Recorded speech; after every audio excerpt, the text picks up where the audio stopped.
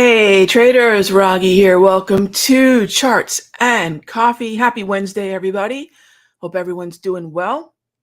We have still quite a bit of data to come this week, obviously, aside from the debt ceiling conversation. I know we talked about that plenty on Sunday and on Monday and Tuesday's shows, both of which you can find in any number of places, whether that be my YouTube, the simpler YouTube, Facebook, Twitter, wherever you're tuning in, you can check out those replays. So I'm going to put that debt ceiling conversation aside, and it's time to start thinking about what non-farm payroll can mean to where we sit right now in terms of that next macroeconomic data release. Gang, macro is a funny thing.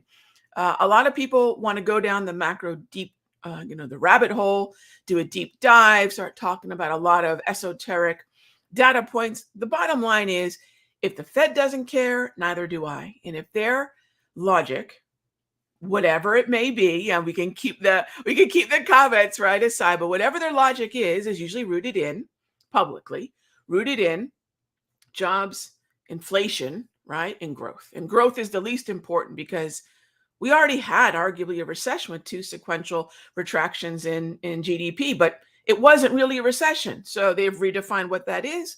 Consequently, it's almost a meaningless word at this point. And a few issues ago in This Week in the Market, I dove into why a recession might actually be bullish for the stock market, just to think about what it is that a recession might trigger.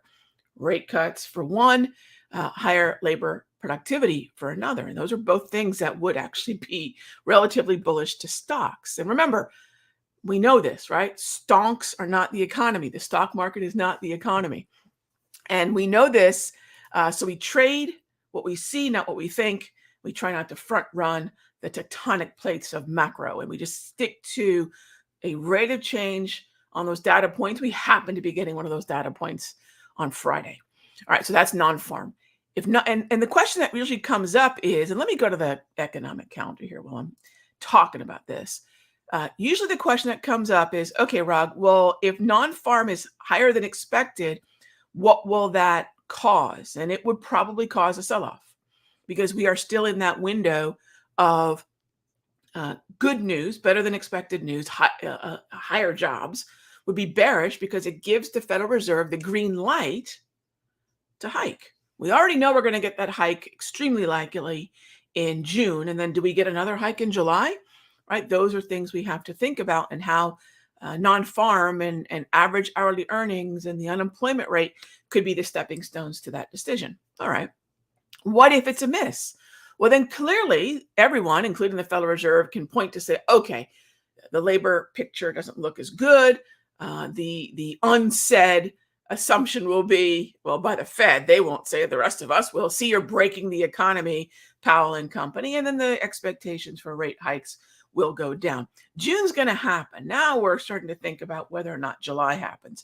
And June's probably set unless, say, non-farm is really just a disastrous number. Now that brings up the next point, right? If we're looking at data points, we're not trying to be clever and guess, because if that was the case, I would not be doing the show here. I'd get my butt on television where I could spout off all sorts of things, right? The bottom line is, I'm not here to speculate about what could happen. Let's look at the data. Initial claims the last couple of weeks have actually indicated that when we see initial claims look like they have the trend in the data, it tends to suggest that we'll see probably a pretty good non-farm, which would clearly just send the quarter point rate hike expectation, that's the column to the right, higher, likely through 80. It's a done deal. It's at that point really fully discounted. And then we set our sights on July. And whether or not that column to the far right, the 5.5 to 5 3/4 column, which would be another quarter point hike, starts to grow, or whether or not the hold in July is where the Fed fund futures, therefore then the target rate probabilities, sit. Okay. When folks talk about expectations for what the Fed's going to do again, most of the time they're just talking about this data, right? So why have to wait on their opinion? Let's just look at the data for ourselves. That's why I show you what it is that I'm looking at to make these decisions, right? Always data driven. Trade what we see, not what we think. And definitely not what our gut feels, right? Oh, by the way, before we jump into the questions, and keep them coming, gang, type in those questions. First come, first serve. Please don't delay, because gosh, the show goes by so quick. Get them in. But let me show you one other thing. If you're not already following me over at Twitter, you sure can. I've got so many fake accounts out there. I'm trying to be a little bit better about letting everyone know, if someone DMs you, tell them to go pound sand. I will never, ever DM you telling you I can give you some crazy return on, usually it's Forex or crypto, right? They're the scumbag scammers out there. I will never DM you, okay, about managing your money. That's not what I do. I create communities, and I like to trade alongside these folks in a community, right? So I will never DM you for that. If you're ever looking for me on social, it's usually anything Raghee Horner. Check the spelling. They're clever. They put a third E in Raghee. They put two R's in Horner. They changed the R in the end to an M. Please look at the spelling, right? That's how they trick folks. And I will never DM you. But if you want to come check out what I do on Twitter, that's my favorite of all the social, probably that and YouTube. Come check it out. And then that way I know you're not heading on over to a pretender. All right, let's get to the questions. Kicking it off. Let's jump on back to the charts. There we go. By the way, these are TradingView charts. I don't even have my Thinkorswim running. I thought, you know what? We're going to stick with the TradingView. Love this platform. And by the way, another platform that I love, if you haven't checked it out, and I've done two videos like this. Where is the link? Oh, here we go. Let me slide this into view. All right, if you're not already checking out the content over at Simpler Trading or my YouTube channel, but over in the Simpler Trading channel, the last two videos that I've done, I've showcased a piece of software that's been very helpful to me the last 8-10 months, and that's something called Trades Viz, right? So last week, a lot of folks were asking me, Rog, how did you fare this week? By the way, a lot of folks do ask, Rog, have you done the last few years? Somebody put that comment on my video yesterday, and I can appreciate it, and I did answer it. So look, if I ever decide to manage money, I'm going to undergo a rigorous process of people asking me, the whole legal process, setting up the business, everything, of years and years, at this point in my career, decades of track record. I create communities around here, gang, right?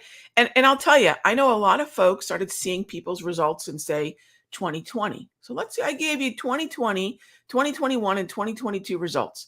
They're going to be skewed by an uptrend that even my cat could have had triple-digit returns on.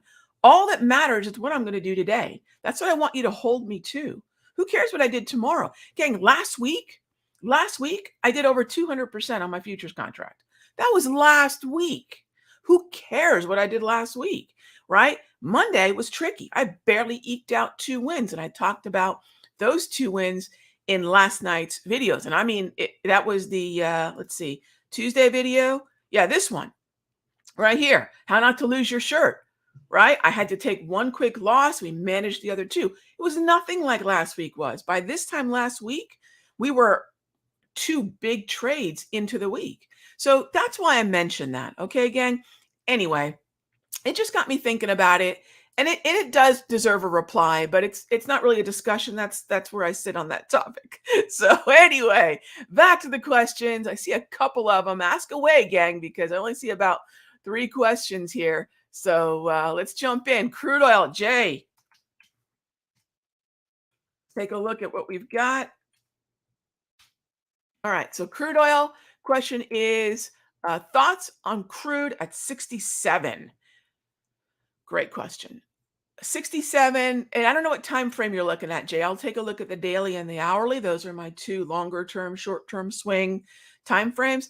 67, just at a glance, I do not believe means anything to me. That doesn't mean it may not mean anything to you, obviously. So, take that into consideration. No, my friend, I won't even think about it till it reaches the gray zone of the historical price movement range, that DPMR, the yellow line of my automated support and resistance, the Darvis 2.0. That's going to be closer to about 64. So I'm a little bit lower in where I want to see crude go, and I'm not gonna underestimate it. Gang, the worst kept secret. We talked about this in This Week in the Markets, and if you haven't checked it out, thisweekinthemarkets.com. It's $7 to join me for a month. You will definitely get 10x that in the first month, and then you can see if you want to stick around for the other reports. But check it out. And I talked about the worst kept secret in crude oil is that Russia is not complying with the production cuts. In other words, they're supplying more crude than they're supposed to. Look, they can do whatever they want. These are just kind of handshake agreements, right? And Saudi Arabia and Russia, OPEC plus for the most part, try to do their best to have all the countries keep production under a certain limit. Okay. Are there exceptions? Sometimes they make exceptions for certain countries, and then sometimes compliance isn't all that good. Crude oil is probably going to suffer the same fate as natty gas right now, which is there's just too much supply and not enough demand. Now, too much supply is kind of half the narrative. You can have a lot of supply, right? But if there's just more demand, great. A lot of folks have been asking me sort of similarly. It's the same conversation, Jay. Why isn't natty moving higher? We didn't see the seasonal rally. Why not? Too much supply, not enough demand. I forgot what the difference is, but the difference is somewhere around 6 billion cubic feet of demand per month. We're just too much of the stuff. Hence, it doesn't rally. And I've got to wonder at what point maybe crude starts to suffer that fate, get down to what could be considered a fairly ugly triple bottom, right? 1, 2, maybe 3, right around that 64 to 63.80 area. And Jay, as long as we're in a neutral trend, which you can see here, we're starting to lose. As long as we're in a neutral trend, I can consider an over sold buy, but that may not be the case much longer. So be really careful. We might be in the transition of a trend on the daily, which means shorten the time frame, look at the hourly, look at the 5, and at that point, if you're looking for different bounces in crude, that might be the place to find them. All right, DraftKings. Any thoughts on DKNG long on the daily? Chris, yes, buy a pullback. At this point on the daily, I'd probably say we could look at the wave, and let's do this here. I'm going to go to my grab candles, and let's turn the wave on. There we go. So there's the wave. That line is usually blue. There we go. So there's the wave. I would say, let's see if we can't get down. Oh, you know what might also recommend is the 21 exponential moving average. Yeah, there you go. See those green dots? This is part of a free tool that I've made available at TradingView. It's simpler propulsion. You can search it in the indicators. This would be a 21 exponential. The way this is created is by using a short EMA and a long EMA. In this case, a long EMA is a 21. So I would say 21. We've been getting awfully close to that. Maybe even if you want to be a little bit more aggro, the 13, but we're at the wave and the 21 propulsion. This would be a very reasonable place to start scaling in aggressive level for a buy. My moderate would be about 22.5. My conservative would be about 22 on that long position or long calls, however it is you want to look at it. All right, next up is net. Hey there, Calwant. Any thoughts on net? Frankly, no. Look at the way in which it's been moving, right? So let's say, look at DKNG. I know they're not the same stock in terms of even their sector or exposure, but that's an organized looking chart. Once it got above the 200, it stayed above the 200. It started trending in early March, right? Now let's go back to net. It is rallying, obviously. I don't want to engage a market. Gang, think about, this is why I don't use scanners. Most scanners are kind of skewed to something making a higher high. When you scan something, a lot of times the most common result are things that have made monster moves. What do I want to know when the horse has been let out of the barn? That to me is not really useful. So if I find net, say, testing the 200, if I find net at an oversold level, right? Notice the difference between getting interested at, say, 65 and being interested in, say, 40. oversold. Here's another one, oversold. Here's another one, oversold. Now, this oversold is no good. It's a downtrend. Neutral, oversold. Neutral, oversold. That's the best way to start with a choppy market. Where is it overbought? Where is it oversold? And arguably, we're overbought now, right? If this can continue higher, momentum begets more momentum. And if you have organized momentum, ultimately that yields a trend. So what I would say in this situation is I've got to wait for a pullback. But what I really want to make sure I touch on is sometimes where price is right now is not the most actionable place to put on a trade, right? So there's not always going to be a now entry. I know a lot of folks, I know it's kind of a running joke in the room. I'll always tell folks, I'm interested in Cloudflare if, right? Not right now, if, right? Everything we do in life is if then. Trading should be the same way. It doesn't, the moment I look at a chart doesn't mean it's at a level that I can do anything with, right? That's as if saying a major league batter is going to love every pitch the pitcher throws. No way. They're waiting for their pitch. And for me, that would be waiting for a pullback to a volume ledge or maybe even the 200, but definitely not buying up after a move. To me, the moves are, can we clear the 200? There's momentum on the other side of that sometimes. Can we look at a neutral environment and an oversold stochastic? Probably one of my favorite setups in that regard. So thanks for the question, call one. It could be an interesting symbol if, right, we get a pullback. All right, next up, yesterday was tricky. Yeah, PJ, it really was. Managed to get out positive. Oh, you played the S&P, but wicked move. So PJ, yeah, one of the things I did in that video that I was referring to was I talked about what I could have done better. And there was two things that I chose to do, and it ended up being kind of difficult. One, around 9:50 Eastern yesterday on the S&P, NASDAQ, Dow, we had a very strange bit of volatility. The Dow was the least affected. S&P was next affected. NAS was absolutely the highest affected because we just saw what seemed to be some bearish momentum, possibly some profit taking on tech stocks, which is disproportionately going to affect the NAS. So we see this move yesterday, and this was also about 10 minutes in front of the CB consumer confidence number. So we had a lot of expected volatility at the top of the hour, and we started getting some, I'm only guessing, some profit taking because it wasn't as if it was widespread risk aversion across the three indices. It was definitely focused more so on tech. All right, that happened. And what that caused us to do is have to sit through a little bit more of a trough. It was still a buying environment, but we had a lot more volatility to contend with. So kudos to you for managing that. For me, one of the things that I mentioned is I had to cut loose the aggressive leg of my trade. The moderate and the conservative I hung on to. We ended up with a very nice day, but it was taking on some unrealized loss. And what I decided to do is definitely did a deep dive inside the room along the lines of, if that trough made it feel like you swallowed a dozen electric eels, probably position size too big.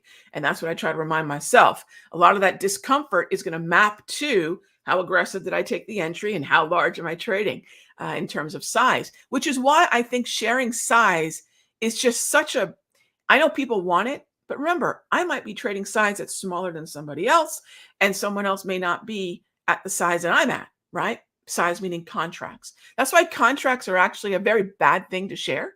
Always let traders know. I always let traders know I'm scaling in, but I always let traders know if you're trading a certain size account, the account size dictates the number of contracts, right? And saying anything else is just straight up irresponsible.